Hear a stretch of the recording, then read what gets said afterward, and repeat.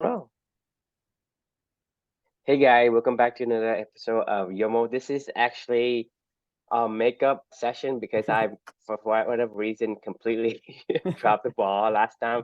But this is actually part two of the conclusions of the Wim Hof Method. But I think we are on book 199. It's one more 200. Yeah, and I just finished I'm going on 335 now. So we're in the final 30 reflection stretch, on the other side of this. So we're getting there, man. But yeah, so this is part two of the Wim Hof method. For anybody that doesn't remember, Wim Hof is this guy known as the Iceman. He does like a lot of cold water immersion techniques and things like that. He's really big into cold water immersion and how it helps your body, and also like breathing exercises to help control your heart rate, to help regulate body temperatures, and a lot of other things to kind of help him to endure through the cold, but also to heal a little bit better. He can endure the heat. Yeah, it's regulating his heart. Like he does the breathing stuff is to Yeah, regulate your heart. he's known as the Iceman, but he actually can run in like sweltering heat for the longest time. He was trying to do some kind of a long distance running in the heat in a way. Yeah. He keep going, and I don't know. He can control his heart rate. Like he can control it fast and slow. Like when he's cold, he speeds it up, and when he's warm, he slows it down. So that way your body stays cooler when you're in the heat. So part one, if you don't remember, that was talking about what I found in the cold. It was just, we were just having a discussion about the Wim Hof method in general and what it is and all that good stuff. Part one was called Now We Go Into the Cold, and it was about Wim Hof. Part two is what I found in the cold. So if you remember from the first So session, this is actually the reflection. yes, kind of. The first one was more about Wim Hof in general, of just discovering it. And I mean, the first one there wasn't any reflection. This now we're going through the cold. it's true. There wasn't a ton of reflection on that first one. So this one is more the reflection of what I found in the cold. So after I did the 30-day challenge, right? And that was doing the daily breathing and the cold shower every single day. So the way that this whole process worked was I started off with 1 minute cold shower, and then each week it added like 15 seconds. So by the end of it, I got up to like 2 minutes or 2:30 of a cold shower every day. And then the breathing exercises, I usually did like 4 cycles of it, where you would breathe for like 30 breaths, and then you would hold your breath for as long as you could, and then breathe again for another 30 breaths and hold your breath, and then breathe again for another 30 breaths. So you do that like probably 3 or 4 cycles every day. So that was the process that I went through. And then I would also, as soon as I was done with my breathing stuff, I would do like a push-up challenge, because your body gets filled with so much, your blood's pumping everywhere after the breathing challenge. It makes it a lot easier to do a lot of push-ups. So that was like a bonus little challenge that I did here. So after every time I would get done with my breathing thing, I would just go do as many push-ups as I could in one sitting. So what ended up happening, this is actually a remarkable challenge, and I still do it to today. What I found in the cold was something that helped me to align overall to my values. I didn't know that I was going to enjoy this. For me personally, I didn't go into this with any goal, and I honestly had no idea what to expect at all from this. I was just like, all right, I read the book. I kind of liked the guy. I felt like I had some similarities to him and his journey. And I was like, let's give this thing a go. So I did. What I ended up finding in the cold at the highest level is another side to balance that I didn't know that I was missing. So if we go back to this whole journey up until this point in time, Amelia, what happened in my life with Amelia happened at the beginning of all this. And I was just stuck in the here and now and it was terrifying. It was awful, right? Like it was just nothing but I didn't have an imagination anymore. I didn't have any creativity or curiosity or thinking about any thoughts about the future, because trauma, as we talked about, like with the body keeps a score, trauma had wiped that out of my memory, and I was just in the moment with all the pain of losing my daughter.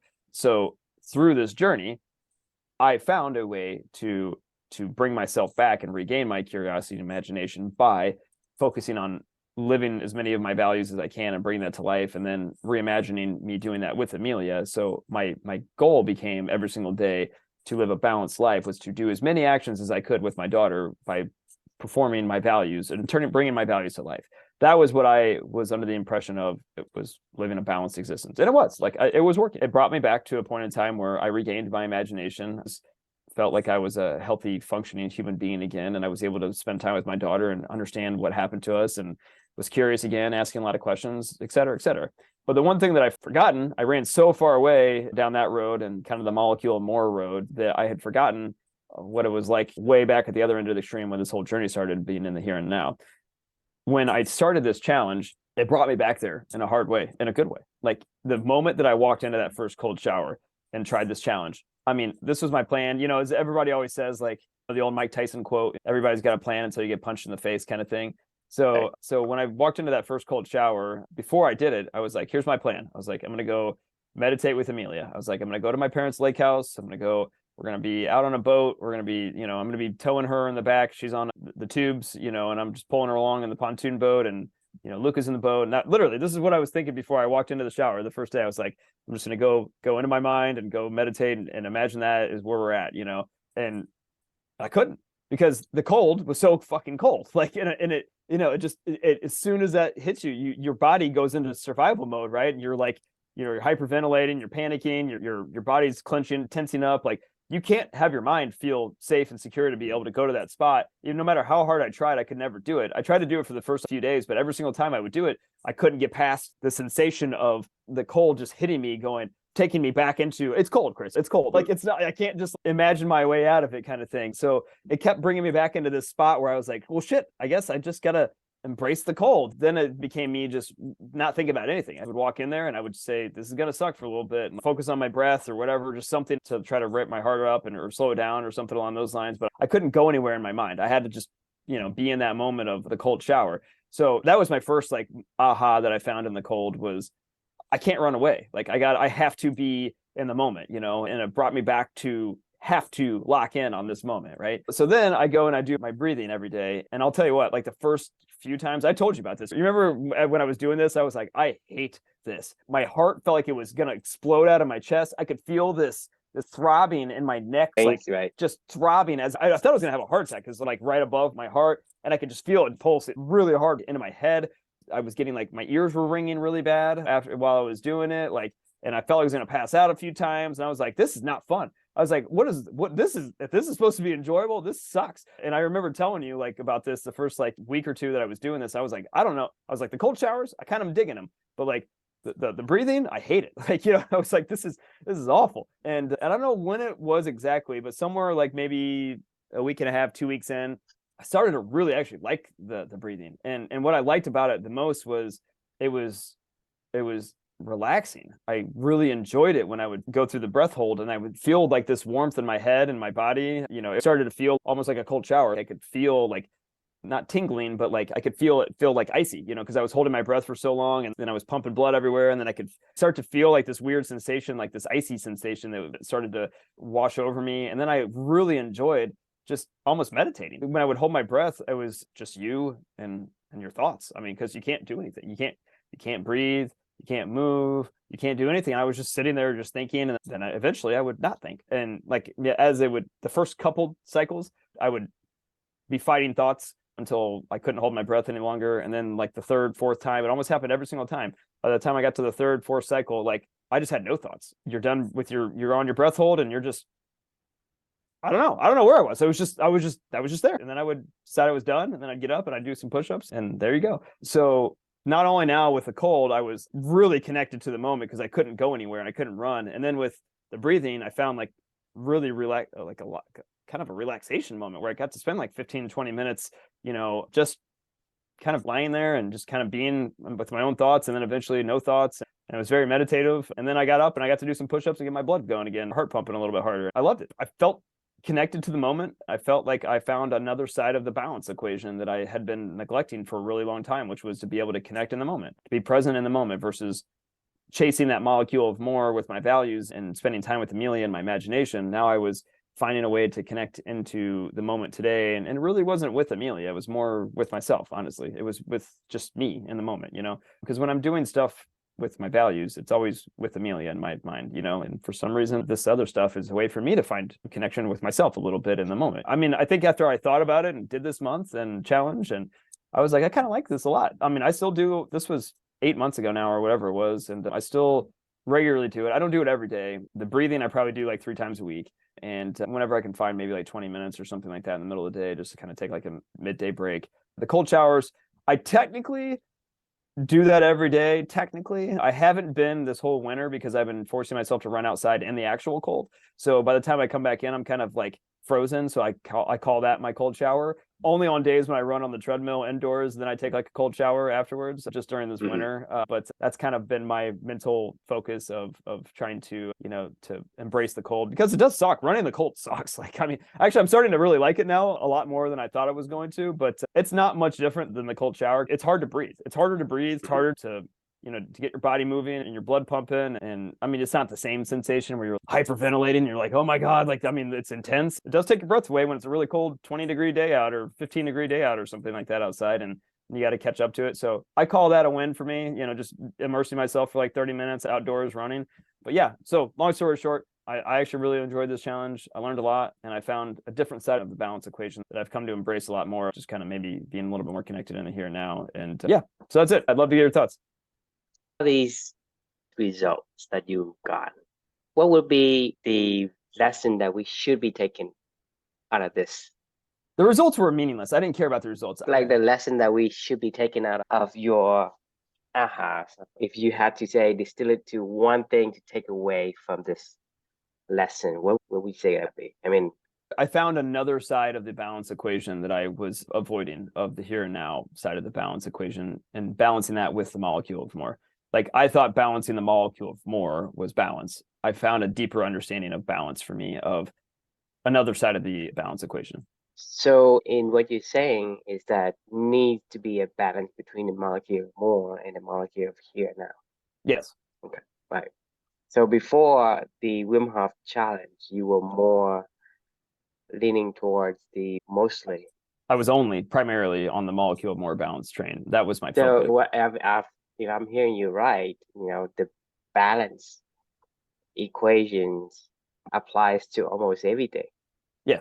Whether like your mental state has to be Yeah. a balance between the molecule of more and the molecule of here and now, and the balance of doing too much of one either thing. Yeah. I mean, if you went to a meditative retreat in the Himalayas or something like that for 6 weeks and all you did was meditate, I think that would be forsaking, action and activity in the molecule of more. You know what I mean? Right. It was going back to the beginning of the reflection.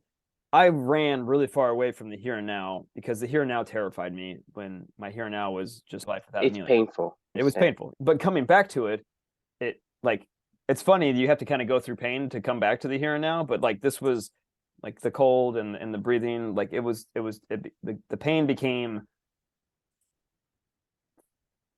I don't know about fun. I don't know. There was something pleasant about it. It's like, I mean, sometimes like ripping off a Band-Aid, I mean, it's painful, but it feels good for whatever reason. It gives you a sensation for sure. Right? Yeah. And I think you can relate to that, just because sometimes having to run or to do weight for the first time, and then your body is sore, right? For you to kind of like massage it, it's painful. It hurts, right. But it's a sense of relief in that sense. So I think in that context, we can understand, for whatever reason, that dynamics works. Because even though it's painful, it kind of reminds you of the recovery. You think about in the muscle sense, you have this muscle soreness, and then you are massaging it. Yeah, it's painful, but yeah, the instant when you massage it, it feels painful. But the release of the inflammations of the blood or whatever, it senses recovery. And that recovery sense, it feels good. I think some of that can be applied to what you're feeling here. Right. Yeah, I agree with you. I mean, it's the, when you experience pain, and it's like to eat the frog. When you do something, eat the frog, and then it's somebody, always up. Yeah. It's your, you're spitting it out. Right. Yeah. It's still painful. It's still bitter, but actually spitting it out. So it's the recovery sensation that makes it. Yeah. Hey, it's good.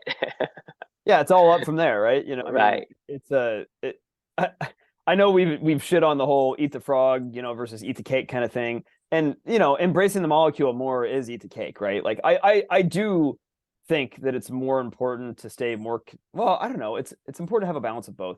But like, I personally still am going to lean more toward more activities that relate to my molecule of more, because I like curiosity, questioning, imagination, and spending time with my daughter more than I like, pain in the present, I guess. But like, I know that that's why I would say, when you are not focusing on your core values, a lot of things you do are not of your own volition. Right. So you don't like it. Yeah. And when you don't like it, you escape to the future, to a fictitious future that you make up for yourself. Hey, I want to become this, free from the pain. And so to me, the molecule of more is an escape from the painful reality. Yeah. But once you create, because the thing is the painful reality, right? Because you go into this, if you don't take care of the molecule of more, right? The future, when it comes, it's going to make that whatever it is become urgent if you don't take care of it. And so it's a double-edged sword because a lot of people escape the reality and they focus on something in the future. And a lot of times, what I see is that those future do not correlate with what you're trying to solve right now. So you have to have a little bit of the here and now to know whatever you're trying to fix or trying to rectify, it is an impact on the here and now. And a lot of people completely disconnect those two. And when you do that, right, the whatever becomes urgent becomes critical, Right. because you don't take care of it. So, in the past when we're talking about the molecule of more, the book, and one of the warning I give out was you have to want to do the molecule more, but once you have the molecule more, you focus your molecule more on something that is core values to you. Right. That Your becomes purpose. It's got to be purpose driven. So it becomes the what is not urgent but important. When you focus on that, then the urgency of these things won't become, very urgent and important. Because like when we talk about your health, so if you think about focusing your market more on the core values, eventually your reality will become something that you want. Because you think about it, if you put a beaver in the desert, right, he's going to have his mind elsewhere to escape from the painful reality of being dried up and heat stroke and all that.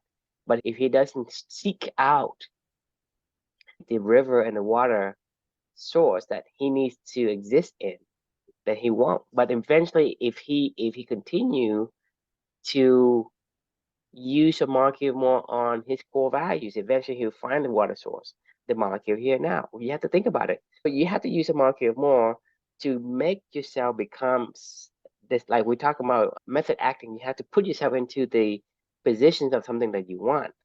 And then once you have that, then you can cut back on the molecule more. In the beginning, if you don't have the reality that you want, you spend more time, maybe 80-20, on your molecule more. But once you find and establish your reality that you want, you need to live in the reality, because we said before is the only thing you have is the present.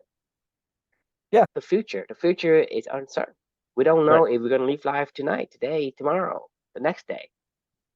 And the past is something that it's not. It's already done. I mean, it's done. It's gone. It's and so I think go back to the same, I guess the same principle of the company core value, which is balance. You have to kind of use that to center yourself and to be able to quote unquote balance on the continuum of not continuum, but like the disc of life. You're talking about the disc of life. Life is not going to stand still, and it's going to wobble, and you're going to have to balance on it. And so having the ability to kind of shift your center of gravity to balance these discs, to make sure that you still on it and not get spun off of the disc. And so having that, I think, is important. It reminds me of something you said earlier in our journey, is when you said, when you go up the mountain, right, and you meditate and you found the aha, that you need to come back down to the valleys. Test it out. And so you have to do the thing. You can't just stay in the mountain like a monk. I mean, even before we understood what company was about, you had that idea when you were building the website. You said, hey, I want somebody to go to the mountain, do some stuff, and then go down to the valley and do some work, meaningful. So I think it all comes full circle in terms of we didn't completely have clarity on what company was, but we had a faint idea of what it is we want. And I think I think you can still say that now, and I think you can probably say that for forever until we're done. But my point is that the omens, the signs is confirming what we believe to be true for us. right? And that's, it gives you a higher level of confidence in the thing that you're doing, just like you and I were doing the company core values class. And then if you're doing it for your own team, and we know that this is something that actually works. Yeah. Oh, for sure. I mean, 1,000%. Not only does it work, they're getting stronger and growing every day on their own. I mean, like, it's funny you mentioned this, well, first off, this particular monthly challenge, and then the follow-up challenge was the Swedish death cleaning. So like connecting to the here and now and both of those challenge, and focusing on what's in front of me and focusing on the death cleaning kind of thing of, does this need to be a part of my life? Have I spent the time that I want to spend with it? What's its purpose? And then letting go of it, like the act of letting go, and then the act of, kind of being really connected into this. This was a big, and the Wherever You Go, There You Are book just a few weeks ago, I talked about, like, this portion of the journey for me was a big pivot point in terms of, I'll say this, like, I accumulated a lot of unexpected wins from the start of this journey until about this point, where a lot of things were just happening just by sheer accumulation of stuff that was building up. And it wasn't ever the goal, but it was happening. And about this point in time, it wasn't that I hit a plateau, it's just that I stopped caring even about the outcomes that were happening. A part of me kept saying I don't really care about it, and I didn't. But at the same time, it also feels nice sometimes to achieve stuff. And you're like, oh, well, that's pretty cool. I think to go back to what we said before, there got to be a balance, because you can't be competitive at everything. You don't want to. You don't want to never quit on everything. You want to quit smoking. You want to quit doing bad things. But when something is important, you want to endure. This is why I don't like the word never quit, because never quit doesn't give you any kind of perspective, no context. Agreed. But enduring means I am doing this because this is something that's important to me. Right. So I think having that sense of what's important to you, if you keep achievements for the thing that's important to you, I think this is good. Achievement for something for the sake of achievement. Worthless. Yeah, it's just worthless. I mean, it's less than worthless. And actually, I even wrote it into this reflection. You can see right here at the end of it, that this experiment, none of it was about getting some results. However, I can't disregard the results that I did get from it. Was averaging a 2-minute and 15-second cold shower every day. I held my breath for almost 2 minutes and 30 seconds, and I did 72 continuous push-ups. This is at the time of this, right? I think my longest breath hold since then is like 310. Wow. I think I did like 70. That's incredible. My average now is usually around like the 220 to 230, kind of thing. Still a lot. I mean, I can only do 40 seconds, and that's with practice. And when I first started out doing the breath hold, 30 seconds.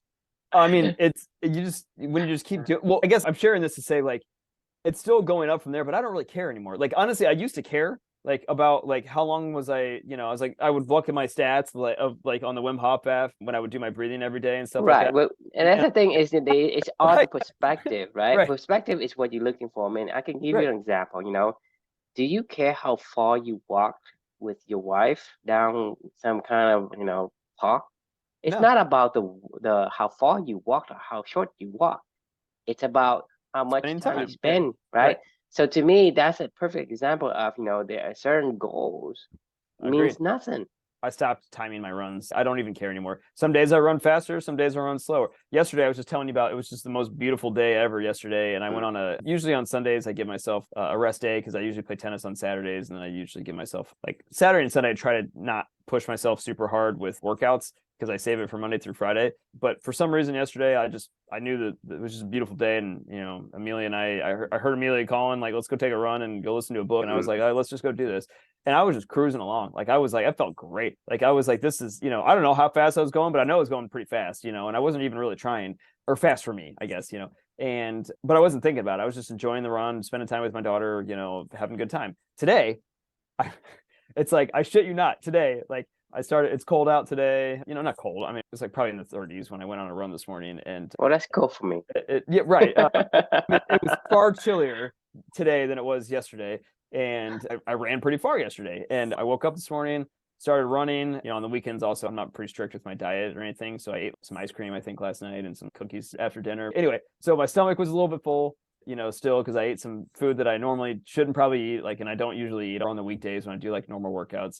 And I ran a pretty long distance yesterday, and I started my run this morning, I felt like I had lead legs. I was like, what the fuck? I'm not joking. Like the first half mile, I was like, what the fuck is wrong with me? I was like, I feel like I can't move. And then I literally looked up and I just started laughing. I was like, no, touche, you know, this is going to be a slow one. And I know it, like, it was a really slow run this morning and I was not doing my best and I never found my stride, but I knew like, it's okay. Like, I don't care. I'm just spending time with my daughter. Like, just get through the run, you know, have fun and enjoy the time at being outside. And it'll maybe be better tomorrow. Maybe it'll be worse, but like, I don't care. It's not like I wake up every morning trying to impress somebody with some time or whatever. It's not like when I do these Wim Hof things that I'm going to talk to my Wim Hof club people and they're monitoring, oh, well, Yeah, my number is better. right. And I'm like, I just like, it just, all these things have become, and it's through this practice and these processes and this whole entire journey, like all these things have become irrelevant to Right. the activity itself, like and doing what you want. Yeah, we understand more about ourselves and Right. we focus on the things that is important to us and that's beneficial for us versus things that people say Right. it's beneficial for you, because we say, hey, you know, my number is better, I run faster, I held my breath longer. So these things are That's great. vending metrics that, you know, for whatever reason, we've been conditioned to think it is important. Yeah. And then once you understand that, it's only when you can know yourself first, only until then you can use that as point of reference to measure yourself Right. and say, yes, you know, this thing, I make this achievement and this achievement is meaningful, or this achievement isn't meaningful. Because Right. like I say, I don't run for train and I don't feel at all any guilt Right. in you know, Who because cares? exactly, you relearned the habits that you create. So it's one of those things where I think, you know, having a sense of who you are is the fundamental thing you can do before you can say, hey, these things are important. Because if you don't, then there's nothing to compare against. So you're going to take everything that is going to be thrown at you from society, from the people that is Yeah. surrounding you.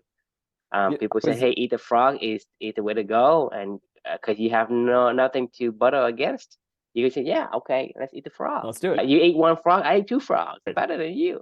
But you Well, know, that becomes a drug. It becomes the molecule more. It becomes an addiction versus, you know, your addictions are controlling. it's, you know, Yeah. people. I mean, you look at society today. You know, back in the 60s, even 1540s, you know, most people, they probably work like one person work and can pay for the whole family. Right nowadays, everybody is working. Right. Both spouse works to make ends meet, and not only that, you know, they are stressed out because they are working overtime. Sometimes they go Right. work, right, and then go home and work again. I mean, tell me if I'm wrong, but aren't you going to do late night work after you put your kids to sleep and stuff like that? I mean, you don't, but yeah, I'm Yeah. talking about For sure. the average Yeah. Americans. This is what they do. Right. This is what I hear and You're right. whatnot. I mean, I could. I don't care. I mean, like, I'm Because not going to do it. you knew you knew where your important things Right. are. Always people don't. I mean, like like for example, I heard from you actually, your boss, right? She works at night and she sends you, you know, your former Yeah. boss when she sends you stuff to do and blah blah blah and all this and that, and then I mean that's what people do is they work all the time, and not only that one person work, but two-person work. Yeah. And so you're going from like quote unquote, you know, normal, like you go to full time, like normal 40 hours a week, right? Minimum Right. 40 hours a week. And You're people really work on like the whole time. 50. You may And not be so working, but you're always on. But you're always just waiting for the it's next just not ping. productive Yeah. work. It's just Yeah. not You're right. productive work. You spend your Right. precious resources on it. You know, if you have so many things that you hold on in your head, right? Those brain cells are not available for the other stuff that you're doing. So you basically making yourself inefficient. You may not be accomplishing anything, but you still hold on to that single piece of information. Say, hey, I have to remember to do this. I have to remember to do that. Right? Essentially, those things are frozen and it being used, so you can't use it. So any kind of enjoyment, for example, I mean, you go on vacation, but you still have to think about work. Right? Can you enjoy vacation? I mean, No, it's simple awful. question as that. I remember, I think it was like 30, and I went on this vacation to Costa Rica with my wife for our anniversary because we got married during spring break because she's a teacher, so we would always go on a nice big trip for spring break every year. And that was when we got married initially too. So it was always our anniversary. I distinctly remember I had my team pinging me all day, every day, because that was how the model that I had set up, because I had to, because my boss made me do XYZ and nobody else could do it. So it was the most stressful vacation ever, because every day I had to wake up at a certain time because I was on a different time zone than them as well. And had That's to be just there double work, right? all, like, Your job was to enjoy vacation and be there for your wife, to be right. having a good time. But then you have the other double work is, how to make sure that I I take got to care of all find these time to things. slow away. Yeah, And so exactly. to me, going on vacation is actually more stressful than Yeah, you it is. hadn't Yeah. gone on vacation. Yeah. And so I mean, that's my point, is once you have something that held in your head, right? You can't use your other brain cell to do anything else. You can't use it to do critical thinking. You can't use it to enjoy what the here now. Wherever you are, you can be on the most beautiful beaches and sandy and white sand and whatever amenities in your that Slack. remember as you watching the super slag, or what you watching your watch is ahead, it's Right. time to go. I mean, it's like you go on to vacation, you went out with your friends to get a drink, and then you say, hey, I only can have like 30 minutes, I have to go jump back on to this meeting to kind of Right. do whatever. I mean, that's all you remember. I mean, Yeah, it sucks. Yeah, it's awful. So before I go, a question for you. This is something I don't know if you have an answer for this, or maybe something you want to ponder for a little bit longer, because I don't know the answer to this yet. I'm still trying to figure this out. Is it possible to be world class, like truly world class, like the best and the best of the best in a kind environment without caring about outcomes? Is it even possible? I ask this to say, like, the stuff that we're talking about, I think you almost have to be obsessive addictive in a bad way and to the extreme for you to ever be. I think of professional tennis players, right? Number 1 to number 300 in the world are all the best damn tennis player in the freaking world. And there's very little margin that separates, the best of the best of the best. The Novak Djokovic's from the dude you've never heard of that barely makes the cut each week and, gets on, or like a professional golfer or something like that, right? There's very little difference that separates Tiger Woods from some random dude that just got his tour card or whatever, right? What I'm getting at is, like, those guys that are at the top, is it possible to have this mindset and still be able to achieve that? Can you not care and do it for the love of what you're doing it for, and also at the same time get to that level? Well, I think that's a must. You have to not care about the outcome. Oh, I To agree. become really good at what you do, you can be really good, but not the best, not world class, unless you don't care about. Because you think about it, if you love the art, right? You play tennis for the sake of the art, then you can be better than anyone and stay on the top, stay world class for the longest time. But if you always chasing something, you are always behind that person. I agree. So I will say this. I definitely know that Novak Djokovic and I, or, Rafa Nadal, we're very similar aged in general. I would be willing to bet almost anything you ever wanted to bet that at some point in time in my life, I will beat them in tennis. And somebody would go, no, you can't. I don't care. Like, never. And I'll go, well, I'll probably still be playing tennis when I'm 90 years old. And I'll probably still be doing activity and things like that to stay faster. I'll be faster and stronger and probably better and have grown in my skill set, even if I'm 90 years old. And I have a weird feeling that people that get to that level, like a Novak or Rafa, they'll be like, I don't want to ever pick up a racket again, maybe, or something like that. Or even if they do, it'll be like, oh, I'll do it like once or twice a year with my kids as I go watch them play or something like that. You see it all the time in professional football or whatever. People retire and then they become massively overweight and their whole entire world just balloons out of orbit. How are you ever a professional athlete? So I completely agree with that, and that's why I say it's a must. You have to love the art to I become agree. world class. Right. Because the thing is, talent. There's time talent limits. count. Well, yes and no, because you're talking about there is a conditions or criteria with talent, or you have a talent for it that gives you a more accelerated pace to world class. But if you don't love the art, this is what you call the long tail. Yeah. Oh, right? Yeah. No, I agree. Because the long tail, eventually Novak would stop because he doesn't like it as much. Maybe he likes the outcome, but not the art. Because the thing is, if you say, can you beat Novak? But knowing if Novak is exactly like you and say, hey, he also loves the art and he also doesn't care about the outcome, then I would never. And he has also the talent, then you Right. will never beat him because but if you saying he has a talent, but you have the love for the art, then yes, I will willing to bet you that you will beat him one of these days. Yeah. I But wonder if if these stand for he loves the art, he doesn't care as well, then and have the talent on top of that, so you would never beat him because he will stop. You don't stop playing, he won't stop playing. So how can you surpass him? I agree. All right. I think we should pause it just because I got to jump, but it's something to think about. Maybe my other caveat to the question is, can you do it in a condensed time frame where you would need to in order to compete with the way that the world works today? Like, meaning, could you become a I would say they be the shortest time frame, but as far as the number of hours that you put in has to be more. Because if I love to play tennis or I love to code, no one can spend more time coding than me, regardless of yeah, when you say long term? condense, Yeah. meaning the condensed hey number of weeks, number of years, where I do 5 times the amount of hours that the normal developer would spend on. Hmm. So yes, in 2 years, I can be as good or better than the one who spent 5 years. But the time I spent overall, like total quantity time, will be more than him. That's a caveat.